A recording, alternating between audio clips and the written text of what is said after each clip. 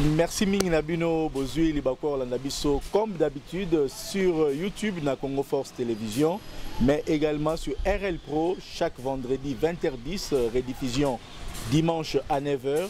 Lelo Torosolola Namotonanzam, l'homme de Dieu, le pasteur Christian Kimbukusu. Yende Torbe Tene Masolo Lelo. Vous l'avez connu autrefois, mais Lelo yo Masolo Torbe Tanaye na Olinga Tozoye Karaleska Tozuilié et nous allons aller avec. Tozana est dans le plateau ya Bisso. Pasteur Christian Mbote. Mbote papa. Mbote. Nzambe apambola. Merci mingi. Tozio na cadre émission na Bisso, j'ai tout dit.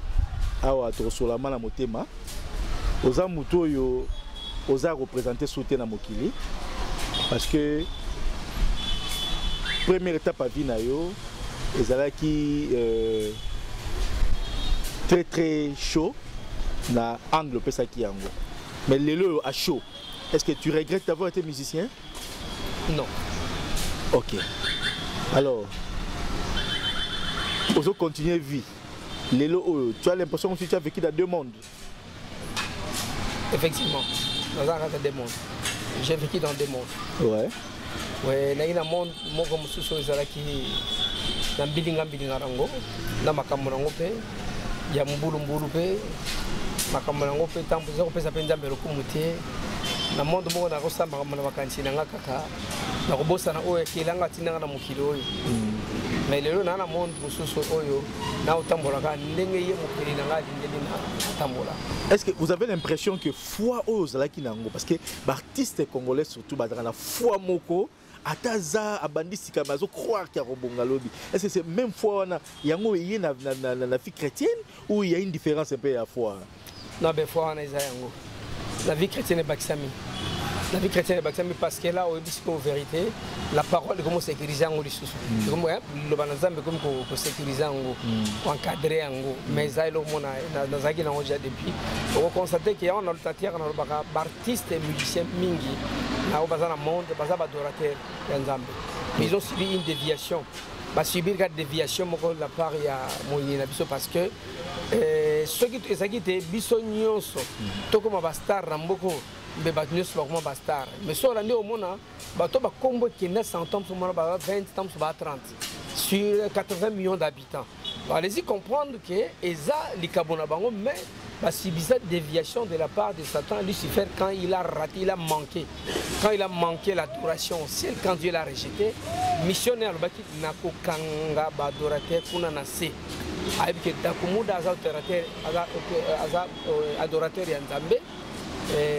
Aibike jibe aza adorateur en Nzambe, aibike wera aza aibike batwana baza adorateur en Nzambe parce que likabo baza nango Satan ne donne pas de dons genre mais il ne fait qu'utiliser les dons que Dieu a donné à l'homme. Alors même a memi ango siko na makambo na na misala na mabe mais likabo ute pas na Satan ezati mais siko Satan a saleli yango a bebisi siko acheyo nakati ya boyini na mokonzi mokeli na yo apeso pe likabona bamwe comme mabe comme péché ngo sala mamoyo. Mais contrairement à ba artiste belé tant ba koti na bonzambe vous sentez que ba kena voix na bango ba comme sous ba chante mais yo dirait c'est différent hein? Tu es plus prédicateur que chanteur depuis un temps. Ben moi na moka za ndenga solo na Nzambe. Oui. Moi na ngala ko mo na ndenga solo na Nzambe ngai pona nga Nzambe. Oui c'est vrai ko yemba na yembaka et surtout so Nzamba salo grâce au kutingata na zo yemba na église to na te na église nyoso na te et so na ko na mama yemba ila Nzambe je dis même mama ubina batu babina na ko comprendre que ko bino na bisa na mukili ezaka loko na zaka nango mais na baloke luko na banda ko banganga.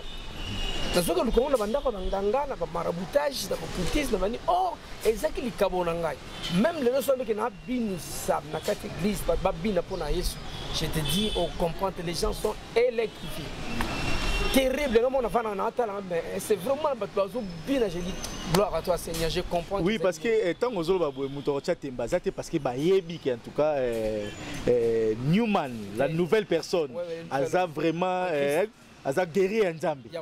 Aza guerrier Nzambe. Mais dis-nous un peu, par moment on tutoie référent pour nous ça l'a vraiment à l'aise. Donc dis-nous un peu, est-ce vrai que certaines chansons viennent du monde des ténèbres ou que Zongo Koutani na marabout après son Nzembo et Bimi, est-ce que c'est vrai ça? Oui, Nzembo monsieur ou tapé na tebe ezali hein. OK. Ezali Nzembo monsieur ou tapé ko Zongo te tam soki pas marabout apprécié non. Communication, inspiration. Esprit. OK. Communication esprit, tout tam so lali olota. Oui. Nzembo mobo. OK. Olali olota makamongo boy. Olota animation mobo. OK. Oloti yango tant na lota ke loko mobo ya. Mon sali obimisi yango.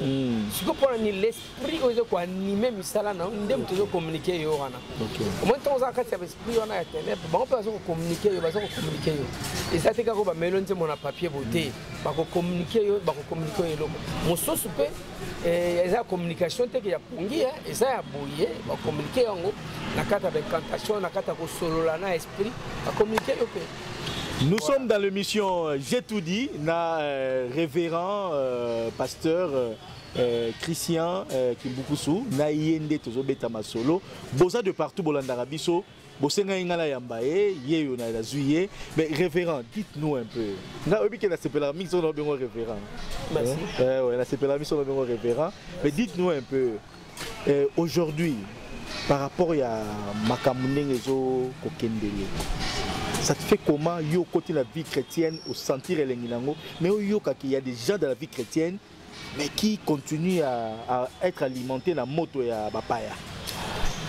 Wana nena koma kaliboma. Wana ne pas se pesa ngali bomma wana pia ngali bomma na mérite na kapingati. Parce que na mona ke biso ba outil toujours est-ce que vous dépeuplez en fer au bénéfice du royaume de Jésus-Christ. Mais bateau ba menga bana katina Yesu baza ko mema bana nzambe na libunga. Wana pena nzambe côté na apisanga penza mission. Abi j'ai fait de toi une sentinelle. Oui, parce que mais tu sentais le même problème parce que la fois passée au dénoncer ça on veut plus revenir sur ça mais comment on même problème dès lors que je suis dans la volonté de Dieu je fais les choses pas pour on se pesanga to pesa sabatu dès lors que ndiaki mission nzambe ko dévoiler lokowana o sali makana ya bondoki wana. Mais comment ça n'a été on va mettre le comme autrefois la fois passée on va casse autant là là on sent vraiment donc Christian donc ça t'est entouré mais les deux a sauté. Non attends on a na ba mettre oyo ba di failli na mettre moko ala supérieur so ba fongolo miso tali pembeni na ngantinga dinga nga so nzamba fongolo miso moni dinga nga pour comprendre que n'a plus que n'engara. Tu vois spirituel mais n'a même souni bo batu bako attaquer physiquement. Okoyate okopousa naté. Mais je te dis vrai, c'est parce que awa au moins il kamoto lo bawana basana nzambe o sengeli babilakisa munene nzambe. Balakisi yango te mingi balakisi yango te. Balakisi nzambe na biso azana kaka mutabisenga senga ndumba ya masanga balakisi te kaza tout puissant que esprit. Tu vois que le Saint-Esprit a quoi isayo a quoi bomayo que l'esprit de Dieu a quoi bomayo ba ange de la mort ba quoi bomayo et puis ceux qui nous ont balingo comme place ngana zate okoko maté papa okoko maté okoya na voiture no sali comprendre ko bomanga maintenant zéro ko baluka le Dieu que je sais il contrôle le monde à la seconde à la tiers okoko maté Okobaluka yebe ko ngoke kula d'ailleurs utambo beta lisolo bosa complot déjà hein monika ta bosa complot bon lam kalobe na tongo tam suyo diarrhée makaso ko tele mati Takumuda Newman révérend je sens encore la même conviction là vous voyez que non ben yeb se bisola est-ce que les lots excusez-moi oui que tango na kena stade. Moi, je fais 7 jours au stade des Martyrs, la période de confinement du 25 au 31 mai. C'était pour renverser l'hôtel des ténèbres qui a été érigé par M. Mobutu. L'hôtel des ténèbres, on voit qui charge Joanna. On voit qui charge Joanna. On a fait même ma photo, on a fait ma photo. Ok. On a fait ma photo. J'étais avec, parce que je suis le président de la Fédération congolaise des églises chrétiennes, hein, c'est correct. Ok. Donc, avec les 5 autres pasteurs, Dieu m'a donné ce mandat de renverser l'autel qui a détruit ce pays depuis le 1er juin 1966, quand Mobutu a pacté avec la magie égyptienne. Le pharaon d'Égypte, il a eu à, à pendre 4 conjurés. Dans le stade du martyr. C'était spirituel, mais c'était spirituel, les gens vont éviter. Mais quand Nzamba benga pena mission nanga, ya omoni na bitanga na l'équipe pasteur. Mais moko na grâce na ye, moko na mission na ndé Nzamba benga patindela. C'est alors Dieu me dira, Christian, est-ce que tu connais les vrais problèmes de votre pays? Depuis le 1er juin 1966, vous avez commencé la descente aux enfers, mais vous ne saviez pas. Parce que Mobutu, voilà ce qu'il a fait. Cette histoire n'était pas une condamnation politique, mais c'était un hôtel qu'on devait, c'était un sacrifice pour ériger l'hôtel des ténèbres dans cette nation. Le stade des martyrs là, c'est un monument qui était construit pour la gloire de la magie égyptienne du pharaon. Okay. Et voilà que Dieu me dit, oui, il faut renverser cet hôtel. Parce que depuis 2010, attendez, les jours que je vais vous donner les signes des temps pour exécuter. On a attendu depuis 2010. En 2020, c'était quoi les signes? Le jour où vous verrez le président de cette république renouer la relation entre Israël et Congo, et la RDC, ça sera le signe des temps, exécuter cette mission. Mais c'est alors que, tant que tu vas en 2020, papa, impatience à Rosakarate, mais on va en kaka. À Sangisi Bisso, à révéler na Oyo, à révéler na apôtre Gédéon, na prophète José Dikanda, apôtre Gédéon Kakessa, et puis tozana prophète Jérémie Boukassa. Et donc nzamba sali que tokutani na ndemo ya mystique tokutani. Toyebani bimsi lisoro bimsi lisoro. Et comme tant tovani Seigneur nous voici. Tant exécution, tant to monika likamwana signe wana tokoti mabondeli alors to zeli et après c'est go. Vous allez le faire le même jour de la Pentecôte. Parce que, et ça, le 1er juin 1960, c'était le jour de la Pentecôte, qui est censé être le jour de l'effusion du Saint-Esprit. Mais le jour là, on a assisté quoi? À l'esprit des morts qui a pu passer. Et l'esprit de Dieu, comme socle de cette nation, est parti.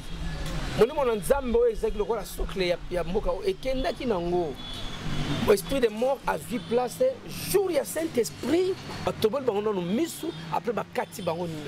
il y a eu un tourbillon fort les jours là sans précédent et même la maman banga bakayou bozoken donc au sangisi yango spirituel au landi pe histoire à mukolo wana parce que na Pentecôte nous allons rater mais tant au landi histoire babeti c'était comme ça Dieu nous révèle comme ça spirituellement parlant Dieu te révèle il te dit de à ça Dieu parle hein et bien là on a le temps sur alors la Bible dit que la communication du Saint-Esprit soit avec vous. On communique avec une personne. Le Saint-Esprit c'est une personne. Il peut te communiquer toutes les choses au éviter. Voilà pourquoi il a communiqué. Oh, ma la classe qui condamnation politique nous avons ça rendre boyer. On comprend? Exact. Histoire en oyebi yango moye barate la kisi nini. C'est alors Nzamba fongola bi non. C'était juste un sacrifice pour régir cet hôtel au bénéfice de la magie et à Pharaon. Vous devez renverser cet hôtel. Il y a un hôtel, mais ils ont ça ramification dans l'hôtel, ils sont Congo. Donc, c'est-à-dire, et le révérend, tant que le président de la République a annoncé relation Boyokani Zongina Israël, à ce moment vous avez dit ça y est. Ça y est, c'est le signe des temps. En 2020. Et Dieu nous dit, vous devez exécuter ça en 2020 pour préparer la décennie qui va suivre. Surtout rattaqué en 2020. Et les jours de la Pentecôte même, et bébé de la Pentecôte, nous avons fait quoi? C'était restaurer le trône de Dieu au Congo. C'était la restauration du trône de Dieu au Congo. On a fait 7 nuits au stade de Mati pendant les jours de confinement. Pendant un confinement, tout ça qui wana. Alors, sans tambour ni trompette, les dieux c'est les dieux des minorités. Vous comprenez? Et ça qui était bien, tu fous bouillard, demander l'argent. Mais seulement on a fait quoi? On avait écrit au président de la République et à toutes les autorités de la place. Pour le commenter que Bakene n'a pas pour ça là. Ok. On avait écrit au Dieu qui réception nous sur la pour se protéger. Donc si je comprends bien, président Félix Tozan est en moulin, beaucoup hein? Bon, lui il a une mission de Dieu. Il n'a pas un mandat d'homme. Il a une mission de Dieu. Et sa mission vous appelle à 3 jours. Et vous avez 1 an, et vous avez 2 ans, vous avez 3 ans, 4 ans, 10 ans, vous avez 7 ans. Je ne sais pas. Mais il a une mission avec Dieu.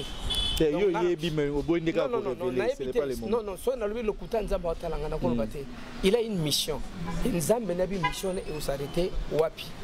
Mais il n'a pas un mandat. Il a une mission de Dieu. Et l'Église est bénéficiaire de cette mission. Mais jusqu'à là, l'Église n'a pas encore compris. Quand il dit « j'ai dédié la nation à Jésus-Christ », mais c'était déjà une violation de la Constitution en son article 1er. Il a eu à violer la Constitution, mais ça nous a mené à l'obaki bongo. Parce que la Constitution... Ah, mais il faut rappeler, vous êtes économiste ou juriste? Voilà. Le Congo est un État laïque. C'est ce que la Constitution dit. Le Congo est un État laïque. En son article 1er. Mais le président de la République, garant de la nation, à qui devant la communauté nationale internationale, Jésus Christ, yonde maître, yonde Zamboka, yonde Jésus Christ. Donc voilà. Donc après, si Jésus Christ, donc le Dieu du Congo, c'est Jésus Christ. En principe, dans le moment, il faut la constitution va changer. Le Congo est un État chrétien. Et ça sous laïcité. Et ça sous laïcité. Et parce que les garants l'ont déclaré. Le garant de la nation l'a déclaré. Il engage. C'est comme Mobutu avait engagé la nation. Oui. Il a engagé la nation. Nzamba zoye baye qui a engagé la nation. Engagé la nation a bien. Nzambe pe à côté. Namabe Nzambe pas mouni. Donc il a engagé la nation. Le Congo est un État chrétien. Jésus-Christ règne. Et la qui c'est qui yangwana. Mais batuba ko comprendre. Moi peut so ça révéler te moi ba mamona exact. Donc ça va sur ba pongo. Donc ba pongo ka ba pongo. Donc il y a on dit que non. Le président Félix a assis à Zonsaï Mboka Oyo, un État chrétien, et ça c'est État laïcité. Et tu vas comment on a ma commune. Mais quand est-ce que nous allons encore ressentir les Newman là, hein, parce que makamba souko sala na mboko yo, ozo voyager là tout pembe l'aéroport. Et toute la population journée accompagnée à yo qui d'accord doit voyager na batunaki. Mais cet influenceur là. Quand est-ce qu'on va les sentir dans Makambo ya Bonzambe? Non, Yambalo Koutoundé, ça va jet. Yambalo, on a des jets. Ah, parce que vous avez un bon maman. Yambalo, ça veut dire qu'il est venu à jet. Donc, il était à Sangmalam, la France, en Belgique, en Nîmes. Donc, comme ça, nous avons adoré jet, délégation. Parce que depuis conversion, on a limité, hein? Non, nous limité depuis conversion, hein? Ça fait depuis Nzamba Kanganga. Non, ça fait. Depuis Nzamba Kanganga, 2010, il y a 11 ans, il y a un poteau T. Dans mon Belgique, dans mon France, mais Naza, à Batiranga. Est-ce que Naza soutient? Non, mais je vous dis. L'amour de Dieu rend les recommandations, les préceptes de Dieu faciles. Quand on a l'amour de Dieu. À cause de cet amour, c'est comme une femme qui a l'amour pour son mari. Tu vois, même si mon balai a 4 heures à l'emballage de foufou. À proposer écoute, chérie, n'a l'emballage de foufou. Oh non, laisse tomber, foutard d'or. C'est l'amour. Tu vois, c'est comme avec Dieu. Bowling, mais ce qui est bowling, vous savez, n'est pas côté de cette drana. Il y a retard. 2 heures du matin, moi aussi. Coco, au fond, le poteau. Il y a bisé, mais quand on l'a fait. Mais je suis arrivé. À côté de au cas moi, on l'a fait exacté au cas il y a mon laïc au tic comme le que la solution la cuisine yomoko. Wana yeba que ça a beba. Mais quand les relations sont bonnes avec Dieu, ouais. Au moins, sous capacité, bah, sur 20 à 10. N'a pas 10 ans, on va dans la laisse, parce que j'aime mon Dieu. Donc voilà, mais on vivrait, c'est lui qui ayant laissé ça, pour Nanga, abandonné. Dans ces siècles présents, il les recevra au centuple. Dans ces siècles présents, et la vie éternelle dans la vie éternelle dans les siècles à venir. C'est la parole de Dieu, ainsi dit l'Éternel. Donc jamais on a besoin de tika qui va mourir braliment au tika ni va faire comme remis Pierre voici au tika te na kozengo au centuple. La parole c'est Dieu qui parle, c'est pas un homme. Or la parole de Dieu c'est l'autorité finale. L'autorité finale toute parole de l'homme peut sécher à tout moment, sèche d'ailleurs. Mais la parole de Dieu ne sèche pas. Je les recevrai au centuple. Je vais les recevoir au centuple. Si on a un avion, on a un jet. Christian Kimboukousou, juriste, il n'a pas pratiqué le juridisme. À Siliciango, à carrière à côté de Maramwanzambe. Finalement, autant qu'il y a nous ne sommes pas ba maître ya ba vie na biso. Je m'ai dit à quelqu'un là, tozali ba maître ya vie ya bomo na biso te. L'homme n'est pas le fruit d'un hasard sur cette terre, non plus le fruit d'un accident. Il dit à Jérémie, avant que je te forme dans le ventre de ta mère, Jérémie 1,5, je te connaissais. Et avant que tu sortes de ces anges, je t'avais déjà établi consacré. Consacré, établi. Avant que je te forme dans le ventre, il y a une préexistence. Je te connais déjà avant. Des fois, vous allez constater un juriste, un magistrat, un docteur, un licencié ou quoi, il embrasse une vie de frustration parce qu'il n'est pas dans la volonté de Dieu. Il n'est pas là où Dieu l'attend. Attends de voir.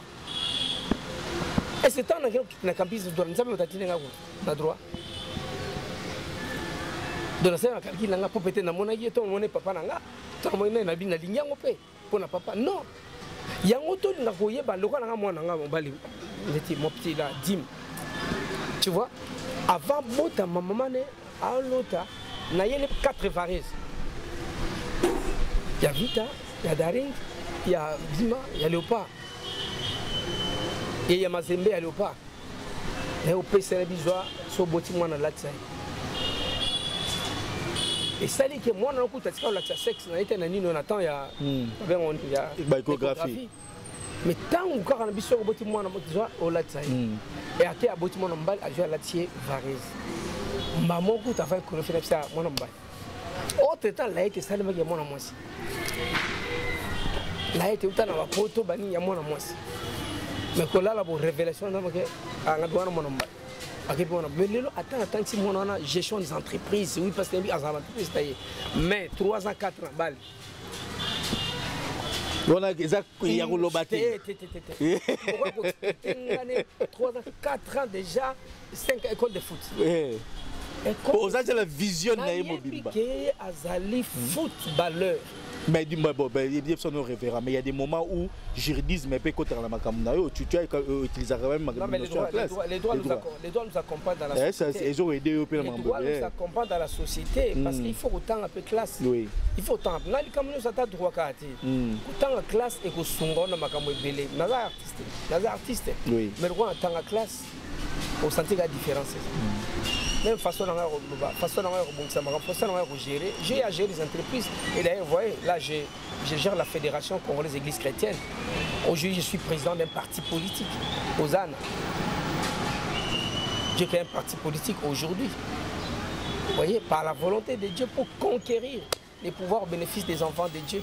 Ah, donc, là c'est un élément nouveau. Donc, nous recevons encore les référents en tant que président et parti politique qui aujourd'hui est dans le pouvoir, la majorité. Non, c'est Ozana, c'est les animateurs de l'Union sacrée de la nation. Donc, vous avez l'Union sacrée. Nous sommes l'Union sacrée. Nous ne sommes pas dans l'Union sacrée, mais nous sommes l'Union sacrée. L'Union sacrée, c'est nous. Ozana. Tous allés. J'ai tout dit, donc vous êtes en train de suivre de partout. Et c'est mon abisso. Merci à Sarah Mouchilungu, donc notre coordinatrice. Mais également, ici de loin, je voudrais aussi saluer une personne qui nous suit depuis les États-Unis, Eric Bongambo. Merci beaucoup à toi, cher ami, de ton soutien. Naza Bongona, révérend pasteur, mais aussi président d'un parti politique, vous venez de l'apprendre, Ozana, donc M. Christian Kimbukusu, avec qui nous parlons, la réalité est belle. Mais, référent, Ozana, les loyaux, la part des choses, comme ça, artiste, prédicateur de l'évangile, est-ce qu'au parti politique, aux autres conciliants des Bon, je suis une descendance des rois David. Je suis la descendance de David. Ok. Donc, ce qui est papa David, il y a la descendance de David. Papa n'a chantre, politicien, et puis il a sacerdoce. Tout, c'est sacrificateur, roi, guerrier, tout. Donc, c'est ce que je suis. C'est ce que je suis. Alors, c'est Jésus-Christ. Au moins, on a pu Jésus, fils de David. Ouais. Jésus, fils d'Abraham. Or, Abraham a existé avant David. Oui. Jésus, fils de David. Parce qu'il y a une promesse qu'il naîtra maintenant à David, un roi éternel. Tu vois, maintenant à David et le roi, c'est Jésus-Christ qui est fils de David. La lignée naïe. J'ai tout dit, Tozana Bino Namukola Lelo, Tozana révérend pasteur, mais aussi docteur en leadership, Christian Kimbukusu, Naïe Tozo Beta Masolo, Nyonso Oyo, ndenge bozoyoka. Donc moto aza na vision o nzamba apesi vision ya parti politique, c'est un président de parti politique, il est pasteur, il est aussi artiste. Mais révérend. Donc tout le ma pondami ezoya na mboka, donc parti no pe ko aligner bato. Absolument, absolument. Osana Koualigné, les animateurs de l'Union Sacrée de la Nation. Et pourquoi c'est le nom des animateurs de l'Union Sacrée de la Nation? Parce que c'était la volonté de Dieu. Tout ce que nous faisons, la volonté de Dieu. L'Union Sacrée en soi, c'est une très bonne vision. Vous voyez, c'est un peuple uni dans le travail pour le bien de sa nation. Où est le mal? Donc Dieu, c'est un Dieu d'unité. Allez, comme on va ensemble. Mais quand on doit voir quelque chose qui arriver plutôt comme ça, pour mettre tout le monde ensemble. Parce que ces pays, tout le temps, il y a une division. La partie politique, il y a une division. Au côté, quand elle, mindele, il y a bundi sibiso mingi. Mindele, il y a un conflit inutile. Tu avances, n'a rien. Pour que Bamba yi ba oyo quitte la biso. C'est pourquoi ils nous mettent dans la tableau. Non, attends, aujourd'hui j'ai dit Martin Fayulu, j'ai dit Moïse Katumbi, j'ai dit Jean-Pierre Bemba, j'ai dit Félix Tshisekedi, j'ai dit Christian Kimbuku Soudakoumouda, je prends Adolphe Mouzitou, je prends. Mettez-vous tous ensemble. Créer tout de babelté. Si vraiment, non, si vraiment nous sommes là pour le bien-être de cette nation, c'est pour plutôt pour l'égoïsme, mais pourquoi pas tous ensemble dans l'Union Sacrée? Parce que Mboka a évolué combien d'années? Combien d'années Mboka Oyo, Mutabota mi pe Koufi, et l'autre Moroté, c'est comme s'il n'a pas été congolais. À cause de la division, Mindele va diviser biso trop. Toi, on a pas ça dans côté. Non, vous pensez que les collaborateurs qui se méconduisent vont un peu Mindele, papa? Mais non, c'est pour le Mindele partout. Non. Ceux qui vont se méconduire, notre Dieu n'est pas impuni. L'impunité n'est pas de Dieu. Dieu, il sanctionne toujours. C'est pourquoi il dit qu'il ne prend pas de coupables pour innocents. Ça, c'est Dieu. Pourquoi ça fait que Nzambe non, Dieu il punit. Nzamba mawa. Non, mawa na ezani ni akolimbisa o vivre grâce na ye marobeta. Tout la biso on allait au lieu qu'à dim kabo au monde on makama. Oyi bietia volé Dieu. Au monde makamna. Te wana Nzamba kala lelo ezaso. Mais dans le bien OK, Nzambe wana ye wana Nzamba Congo, mais on a la persécution de l'indépendance à main droite, à récupérer à main gauche parce qu'il a comme collaboré avec l'église. À collaborer avec l'église, parce que dans Nzambe Moussousou, pour être bon côté qu'il a eu sur Mboka au bandimi, tout le monde avec l'église, et belé, ba foulouana. Baza est belé, mais baza dévié bango. Est-ce que tu peux montrer la Bible? Ah, toi, j'ai tout dit, non? Oui, j'ai tout dit. Est-ce que beaucoup de ça dans la Bible, et si quand Nzamba dit que Nzamba va gérer, va diriger, va organiser le peuple, pour son bien-être, va commander, la Bible comment on va exact. Mais il y a un côté dans le mito, un côté siango. Moi, Nzamba, c'est la politique, c'est un mensonge. Il y a Satan, la politique, c'est l'art de gérer la cité. Gérer, et comment il y a Satan? L'espace politique n'est pas satanique. Ce n'est pas réservé aux satanistes. C'est nous qui nous sommes retirés. Bisonnet au Bendana, il y a un petit méchant. Oh, la parole de Dieu déclare, quand le juste règne, le peuple est dans la joie. Quand le méchant domine, le peuple gémit. Voilà pourquoi Dieu veut dans Hosanna que les justes puissent se multiplier afin que le peuple soit dans la joie. Moi et toi devons gérer cette nation. Qu'est-ce que vous voulez? Nous devons gérer cette nation et le peuple sera dans la joie. Les justes qui ont l'amour du prochain. L'amour, j'ai même un livre, je suis en train d'écrire un livre là, la révolution culturelle, moteur du développement de la RD Congo et de l'Afrique subsaharienne. La révolution culturelle, moteur du développement de la RD Congo et de la Suisse. Quelle est d'abord la... Nous avons plusieurs cultures, mais nous avons une culture de base. Vous savez que notre pays est reconnu comme un État un peu hospitalier dans le monde. Yes. Or, on ne peut pas parler de l'hospitalité là où il n'y a pas d'amour du prochain. Avant d'être hospitalier, c'est qu'on a l'amour de l'autre pour le recevoir.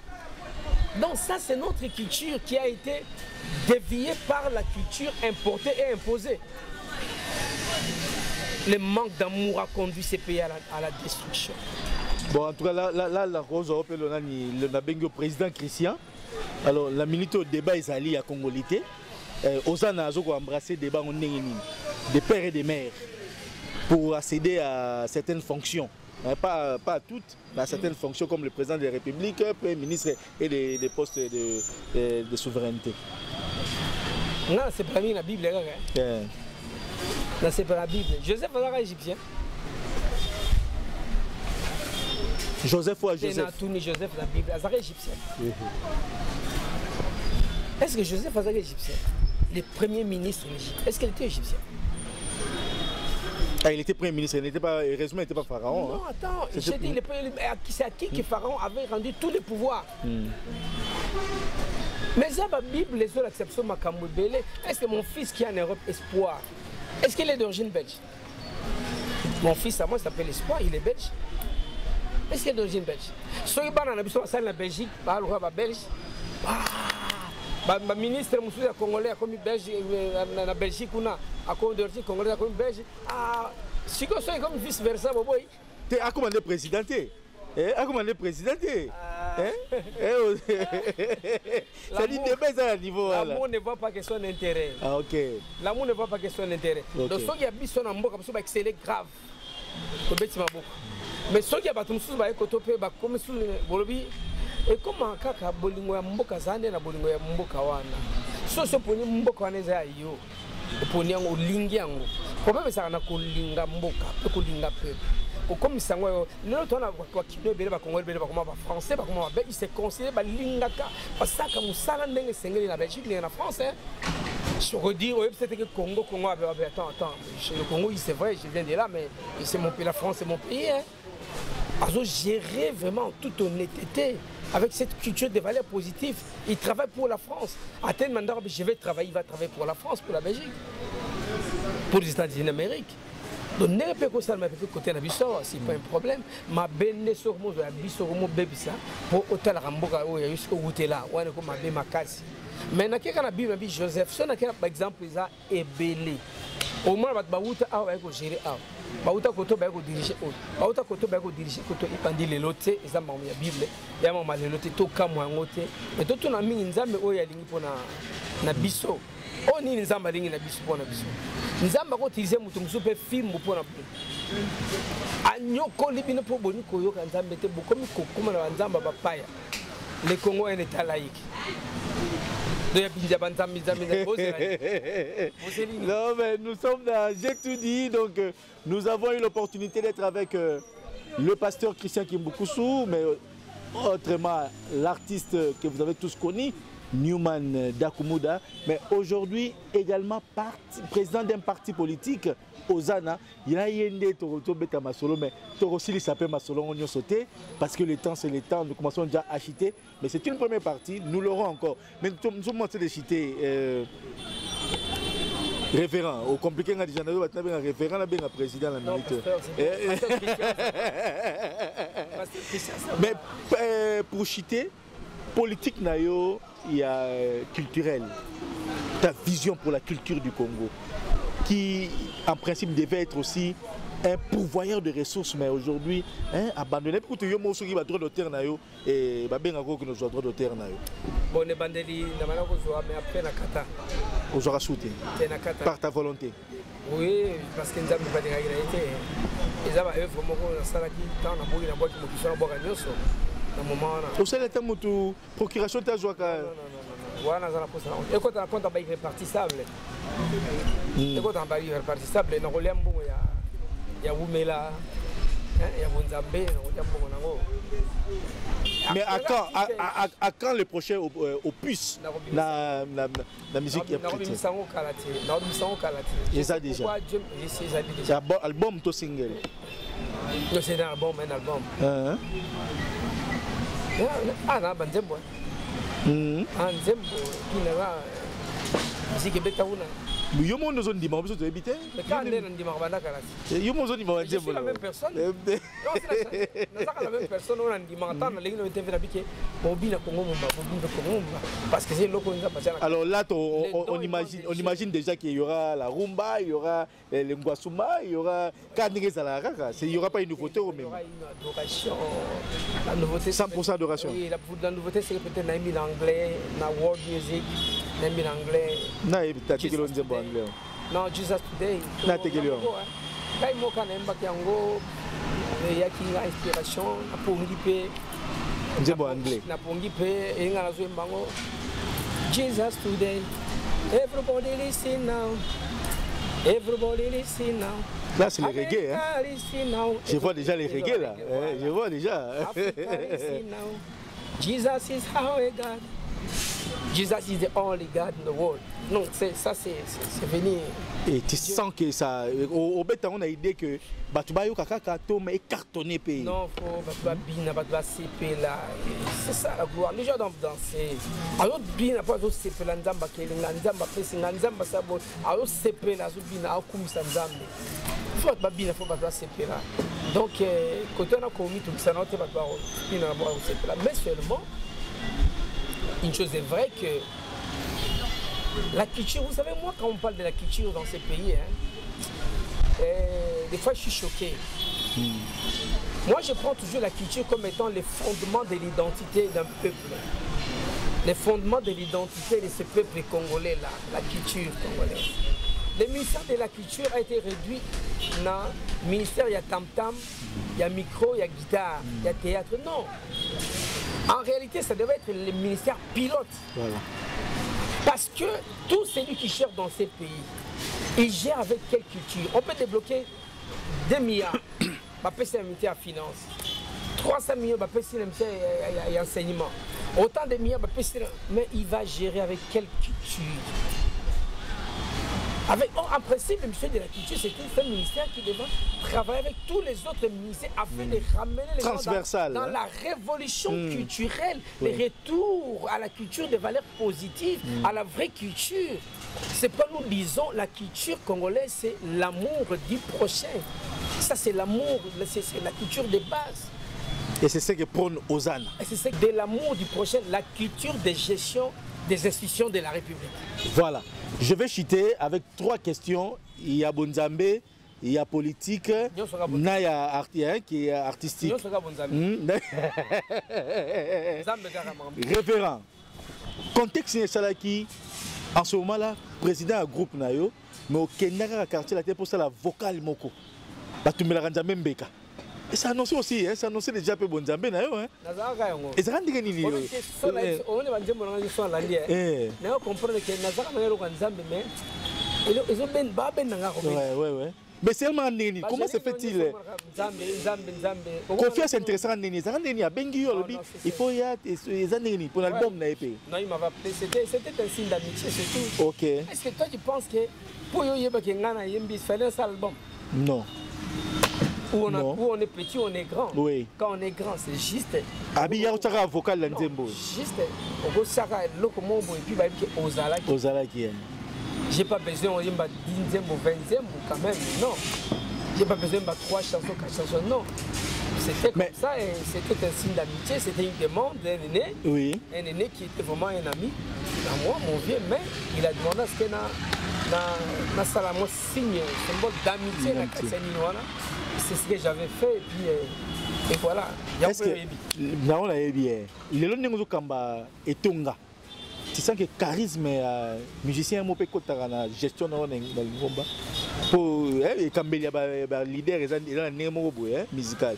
Est-ce qu'on a ningo kamba église est-ce que vous sentir moko non. Et kotaka pe l'amour ne se gonfle pas d'orgueil et ne se vante pas non plus. OK. Pas d'orgueil.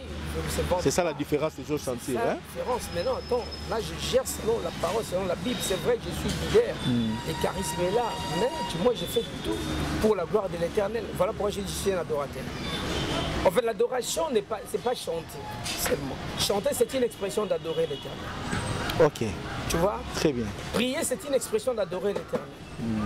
Faire du bien à quelqu'un, c'est une expression. Mais l'adoration en soi n'est non seulement un style de vie, mais c'est toute une vie qui rend gloire à Dieu. Donc tout ce que je pose comme acte, Dieu doit tirer gloire. C'est ça l'adorateur, c'est ça l'adoration. Dieu nous attend là. On termine par là. On peut être pasteur, oui. Prophète, docteur, je ne sais qui encore, évangéliste, apôtre, mais sans être un adorateur. Et ça passe pas. Oui, ça passe pas. Oui, ça passe pas. Je te dis, on peut être pasteur, on est docteur, évangéliste, et que sais-je encore. mais sans être un adorateur de l'Éternel. Donc cela veut dire, Ouais. nous assistons aujourd'hui à des hommes de Dieu, il est pasteur. Mais regarde comment il se comporte dans sa maison avec sa femme. Il se comporte comment avec sa femme, avec ses enfants. Il y a des boxeurs pasteurs. Hein? Mais il est pasteur. Est-ce que son comportement, Dieu tire-t-il gloire dans son comportement à la maison, au quartier, avec les enfants, avec les amis, avec les collègues du quartier? Est-ce que Dieu tire-t-il gloire? Mais il a de l'onction. Il a l'onction. Mais est-ce que sa vie, Dieu tire-t-il gloire quand il doit sortir avec des sœurs de l'église? Les révérends a beaucoup à dire, mais on doit citer, on doit clôturer. Siège à partir de Zawapi et comment adhérer à la partie Nabino. On termine par là. Le siège c'est à l'unité, Okay. ici à l'intendance. Vous arrivez à l'intendance générale, à l'intendance campus. À l'entrée, il y a une station Kobil.